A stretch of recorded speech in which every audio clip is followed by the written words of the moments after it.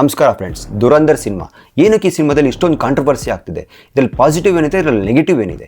ಈ ಸಿನಿಮಾನ ಥಿಯೇಟರ್ಗೆ ಹೋಗಿ ನೋಡ್ಕೊಂಡ್ ಬಂದೀನಿ. ನಿಮಗೋಸ್ಕರ ಈ ರಿವ್ಯೂ ವಿಡಿಯೋ ಮಾಡ್ತಾ ಇದೀನಿ, ಕೊನೆವರೆಗೂ ನೋಡಿ. ದುರಂಧರ್ ಸಿನಿಮಾ ಯೂಶಲಿ ಬಾಲಿವುಡ್ ಸಿನಿಮಾಗಳಲ್ಲಿ ಇಂಡಿಯನ್ ಸ್ಪೈ ಸಿನಿಮಾಗಳು ಬರುತ್ತಲ್ಲ ಅದೇ ರೀತಿ ಇದೆ, ಆದ್ರೆ ಇದರಲ್ಲಿ ರಿಯಲ್ ಇವೆಂಟ್ಸ್ಗಳನ್ನ ಕನೆಕ್ಟ್ ಮಾಡಿದ್ದಾರೆ. ನನಗೆ ಇದರಲ್ಲಿ ತುಂಬಾನೇ ಕ್ಯೂರಿಯಸ್ ಅನ್ಸಿದ್ದು ಹೀರೋಗ್ರಾಫ್ ನಮಗೆ KGF ನ ರಾಕಿ ಬಾಯ್ ನ ನೆನಪಿಸುತ್ತೆ. ದುರಂಧರ್ ಸಿನಿಮಾದ ಸ್ಟೋರಿ ಲೈನ್ ಬಗ್ಗೆ ಹೇಳಬೇಕು ಅಂತ ಹೇಳಿದ್ರೆ, ದುರಂಧರ್ ಒಬ್ಬ ಇಂಡಿಯನ್ ಸ್ಪೈ.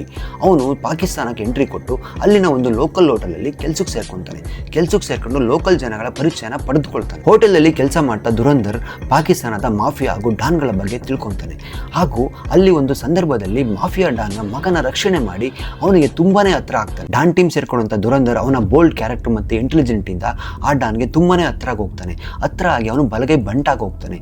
ಹಾಗೂ ಅಲ್ಲಿನ ಲೋಕಲ್ ಪೊಲಿಟಿಷಿಯನ್ ಮಗಳನ್ನ ಲವ್ ಅಲ್ಲಿ ಬೆಳೆಸ್ಕೊಂತಾನೆ. ಪಾಕಿಸ್ತಾನದ ISI ಈ ಡಾನ್ ಟೀಮ್ ಜೊತೆ ತುಂಬಾನೇ ಕ್ಲೋಸ್ ಆಗಿ ವರ್ಕ್ ಮಾಡ್ತಾ ಇರುತ್ತೆ. ಇಂಡಿಯಾ ಮೇಲೆ ಅಟ್ಯಾಕ್ ಮಾಡೋದಕ್ಕೆ ಈ ಡಾನ್ ರಿಸೋರ್ಸ್ ನ ಸಪ್ಲೈ ಮಾಡ್ತಾ ಇರ್ತಾನೆ.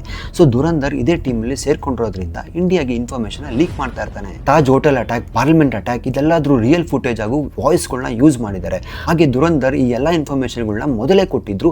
ಹೇಗೆ ಪ್ರೀವಿಯಸ್ ಗವರ್ಮೆಂಟ್ ಇದನ್ನ ಇಂಪ್ಲಿಮೆಂಟ್ ಮಾಡೋದ್ರಲ್ಲಿ, ಆಕ್ಷನ್ ತಗೊಳ್ಳೋದ್ರಲ್ಲಿ ವಿಫಲ ಆಯಿತು ಅಂತ ಹೇಳಿ ತೋರಿಸಿದ್ದಾರೆ. ಇದು ಒಂದು ಫಿಕ್ಷನ್ ಮೂವಿ ಅಂತ ಡಿಸ್ಕ್ಲೈಮರ್ ಅಲ್ಲಿ ಹೇಳಿದ್ದಾರೆ, ಆದ್ರೂ ರಿಯಲ್ ಫುಟೇಜ್ ಗಳನ್ನ ಯೂಸ್ ಮಾಡಿದ್ದಾರೆ.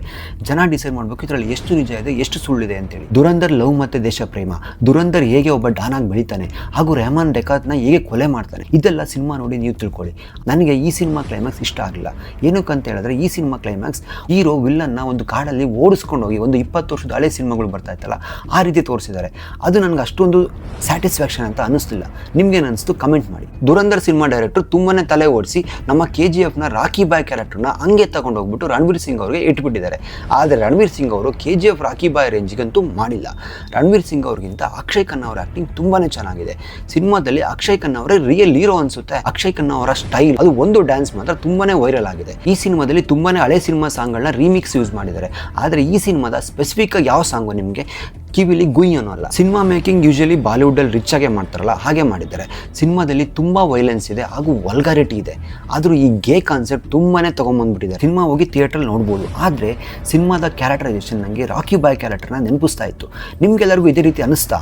ಕಮೆಂಟ್ ಮಾಡಿ ತಿಳಿಸಿ. ಸಿನಿಮಾನ ಯಾವತ್ತೂ ಮನೋರಂಜನೆಗಾಗಿ ನೋಡಬೇಕು. ಅದರಲ್ಲಿ ಫಿಕ್ಷನ್ ಇರುತ್ತೆ, ಅದರಲ್ಲಿ ಇಮ್ಯಾಜಿನೇಷನ್ ಇರುತ್ತೆ, ಅದರಲ್ಲಿ ಸುಳ್ಳು ಇರುತ್ತೆ, ನಿಜನೂ ಇರುತ್ತೆ. ಆದರೆ ಪೊಲಿಟಿಕ್ಸ್ ಮಾತ್ರ ಇರಬಾರ್ದು. ನಮಸ್ಕಾರ.